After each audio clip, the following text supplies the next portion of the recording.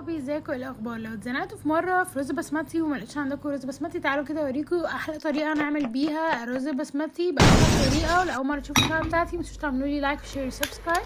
اول حاجه هجيب الطاسه اللي انا هشتغل عليها وابدا ان انا اعليه على النار العاليه كده، وابدا انزل بشويه زيت. انا هنا استخدمت زيت زيتون، تقدروا تستخدموا اي ماده دهنيه انتوا بتفضلوها. وهبدا بقى قبل ما الزيت يسخن معايا هجيب الرز الابيض بتاعي، طبعا ده موجود في كل بيت مصري لا غنى عنه، واحنا ده اللي هنستخدمه النهارده. هبدا بقى اجيبه واغسله كويس قوي من النشا اللي بتكون فيه، يكون الزيت معايا جاهز ان انا ابدا انزل بيه بالبصل. انا نزلت هنا ببصلايه صغيره وبدات ان انا اقلبه كده لحد ما البصلايه تدبل معايا في الزيت.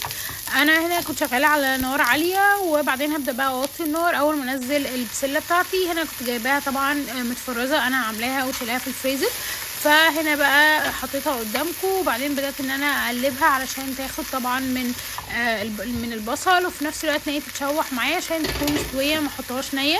وهبدا اوطي عليها واسيبها شويه تستوي، وارجع لها بعد ما كانت زي ما انتم شايفين كده هي والبصل استوى خالص. بدات ان انا اجيب بقى شويه زبيب كده ودلعوا الرز بتاعكم. انا بحب احط له زبيب كتير عشان بيبقى اضافه حلوه جدا. هنا بقى حطيت لها شويه زيت تاني علشان انا كده كده هستغنى عن نقطه الزيت تاني في الرز. انا مش هحط اضافه زيت ولا اي ماده دهنيه، فهو دول الحب اللي انا استخدمتهم هو اللي هنزل بيهم على الرز. بعدين هنا كان جاهز بقى ان انا ادخل المرحله التانية، ودي بقى اسهل مرحله. انا هشقلب كل حاجه في حله واحده، وبكده خلصنا احلى رز بسمتي. هبدا هنا بقى اوريكم الرز بعد ما انا غسلته وخلاص نضيف معايا.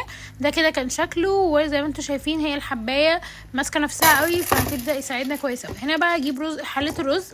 لو ما عندكوش حله رز ممكن تستخدموا طبعا الحله العاديه بتاعتنا. هنبدا نحط كله فوق بعض، وبعد كده بقى هحط الميه. لازم الميه تكون مغطيه يا دوب بس كده فوقيه بشويه بسيطه قوي، علشان يكون السوا بتاعه مظبوط، لا معجن قوي ولا يكون ناشف.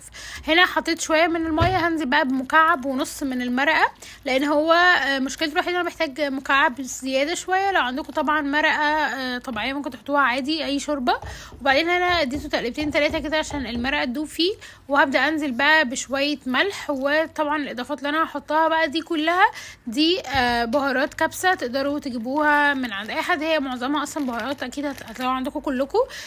ورق لورا هنلاقي برضو الحبهان، وهنلاقي كذا نوع تاني. دي بقى اختراع جامد قوي انا كنت جايباه. ده هنا بتبقى كوره كده بنحط فيها كل التوابل السايله بتاعتنا دي، ما بينزلش منها ولا حاجه خالص في الاكل.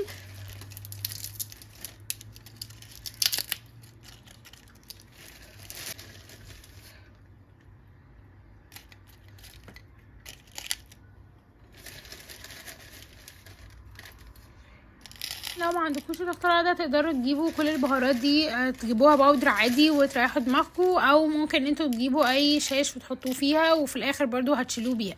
ده هنا كان شكلها بعد ما قفلتها. وبعدين هبدا بقى احطها في الحله بتاعتي، ما كانتش غويطه قوي، فهبدا ان انا احطها وفي نص السوا هبدا ارفعها من على الحله واخليها تكمل سوا لوحدها.